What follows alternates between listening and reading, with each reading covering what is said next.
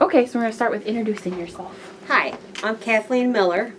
I lived on the Love Canal from the age of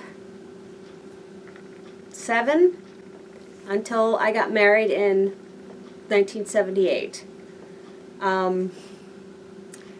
We used to play in the fields over there. Our shoes would get burnt up from whatever chemicals were in there. And my mother used to holler at us because our shoes never last more than a summer. They had these rocks, and the rocks would actually, if you threw them hard enough, they would catch on fire. And we used to throw them at each other because we thought we were funny. Luckily, nobody ever actually got burned, but you shouldn't be able to pick up rocks in the schoolyard and throw them and have them catch on fire. Our living was just normal. I had 7 brothers and sisters, and we all played outside every single day. I remember when Lois Gibbs brought all this stuff to national attention.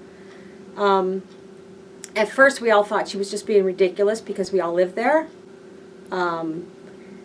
We thought it was a bunch of noise for no actual reason until they actually started figuring out what kind of chemicals were actually in there. None of this actually had to happen in the first place because the builder was told not to dig, and hence he was told not to put any basements in. And instead of doing that, he built split levels, which means he had to dig down anyway, and he disturbed the soil on top of all these containers, which had been rotting for decades down there, which then started to leach up into the soil that we were on, the topsoil. So anyway, we used to play in the fields over there. Our shoes would get burnt up from whatever chemicals were in there, and my mother used to holler at us because our shoes never last more than a summer. They had these rocks, and the rocks would actually, if you threw them hard enough, they would catch on fire. And we used to throw them at each other because we thought we were funny.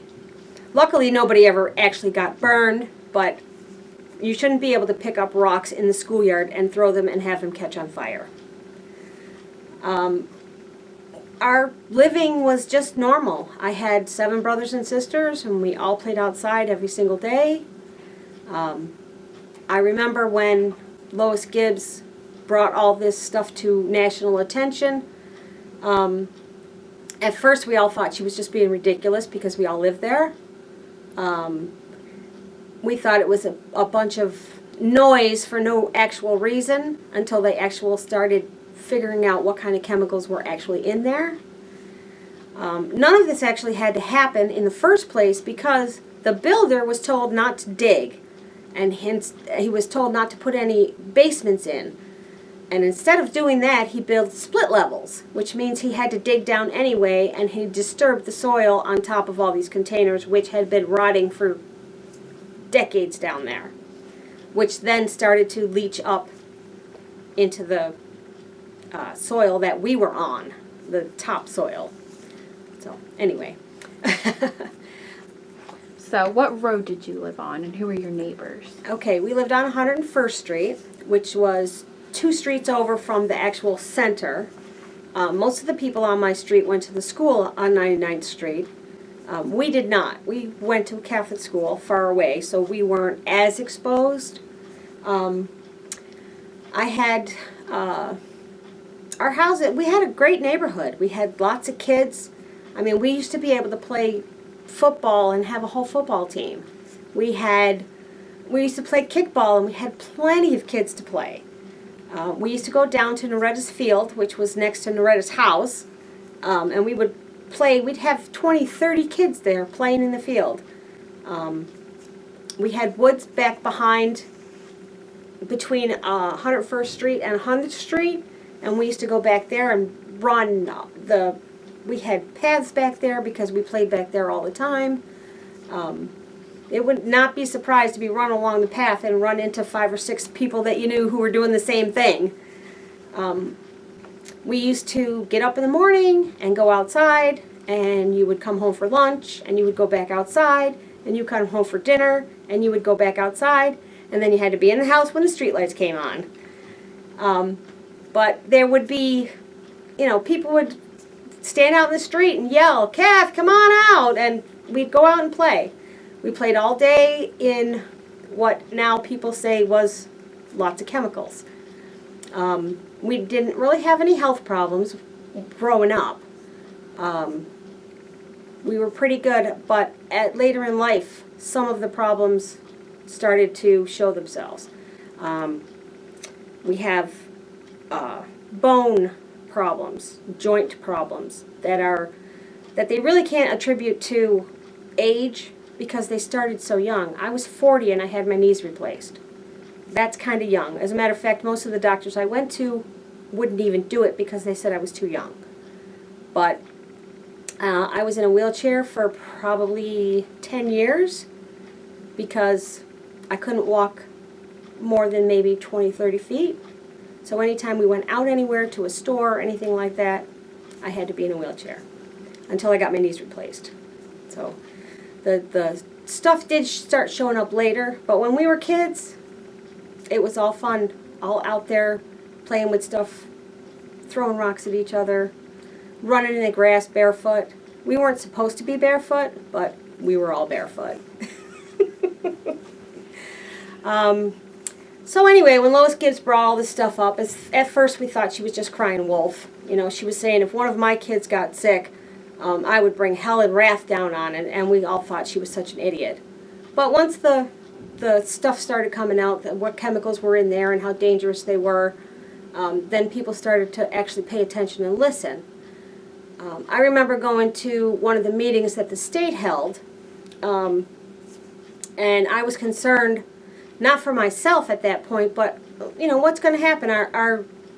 The miscarriages in our area were very high, and I was thinking, what are we going to give birth to children that have disabilities, and are we going to be able to have children? It was kind of scary when I was an older teenager thinking about these kinds of things. And I asked questions, and of course their answer was they didn't know, because nobody knew what all these chemicals would do to us having lived there for all those years. I got married a few years later, moved out of the area. I did end up having a son, and he did have disability. So, is that blamed on the Love Canal or not? There's no way of telling, because nobody really knows. I do know that my neighborhood, once all this was brought to light, and the government decided to buy the houses out so that people could get out of the neighborhood, all my friends moved. They moved out of state, they moved cross country, they moved, to other parts of the city, but my whole neighborhood is gone. All my friends that I grew up with, they're all spread all over the place. So that early connection that I had with all those friends running out to play and have a good time, they were all gone by the time I was at 20. We didn't hang out anymore, we didn't connect with each other anymore, because everybody was just so spread out and gone.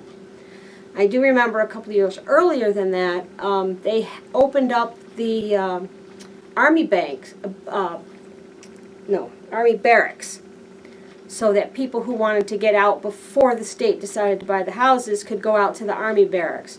Well, of course, the young teenage boys and girls thought that was great to be able to go move out there, and it was party city for a while until the parents kind of cracked down on that a little bit. But they moved everybody out there, and even that early, I noticed that, it was far away. I didn't have a car, so I couldn't go out there to visit with any of my friends. So it was kind of tough to lose all your friends and your whole neighborhood, and, I've been back a couple of times driving down the street, and it's really sad. It really hurts your heart to know that all those people that you grew up with and loved and everything, they're all gone, and you don't even know where they are. So last year was the 40th anniversary of the Love Canal.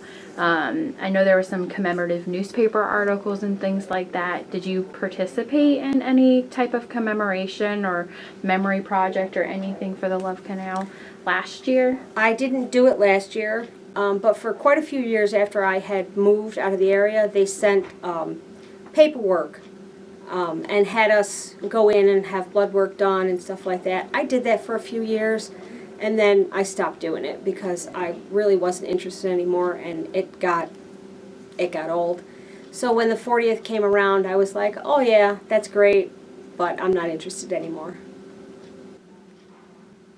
So who were the first people or family to leave the neighborhood? That's funny because about a year before all the Love Canal stuff happened, there were 3 new houses built on my street on 101st Street. Down the block, probably about 5 houses down.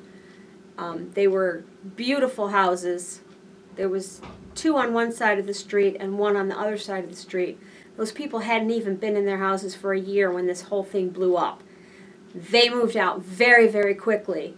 I don't know if the government stepped in and helped them, but I know that they were gone within 3 months after the Love Canal stuff blew up. And then, of course, little by little down the street, mostly the people with young children, they moved out faster than the people with teenagers because they didn't want their little ones exposed. But those brand new houses down the street, those people were gone really fast. Most people learn how to drive in the spring and the summer. And then when their first winter hits, they really don't know how to drive and they kind of get a bad initiation into it. But I realized that where I grew up in the Love Canal on 101st Street and 100th and 99th, nobody lived there anymore. So there wasn't going to be any traffic. So when my son got his driver's license, that first winter that the roads were bad, I took him over into that neighborhood and I had him drive in that neighborhood where I knew he couldn't cause any damage. And he drove those streets and he went fast and he spun out and he did everything in the car that happens to new drivers, and he learned how to drive because my neighborhood was empty. So, do you think that the Love Canal and the experience during that time period impacted your son's childhood, or was it different from your childhood in any way? I made sure that it wouldn't impact my son and his childhood. I made sure that he had ample opportunity to have friends because I knew myself as an adult, every neighborhood that I moved into, I didn't make friends with my neighbors because I realized from being a kid how easy it was for them to be gone and how hurt I was that all of my friends were gone because of something I had absolutely no control over. So as an adult, I didn't make friends because it was too painful. But I wanted my son to have friends. I didn't want him to be in the same position because it was also pretty lonely to not have friends as your child is growing up, to have somebody to bounce ideas off of or to compare kids with. So I wasn't friends with his friends' parents, but I made sure that he had ample opportunity to have lots of friends.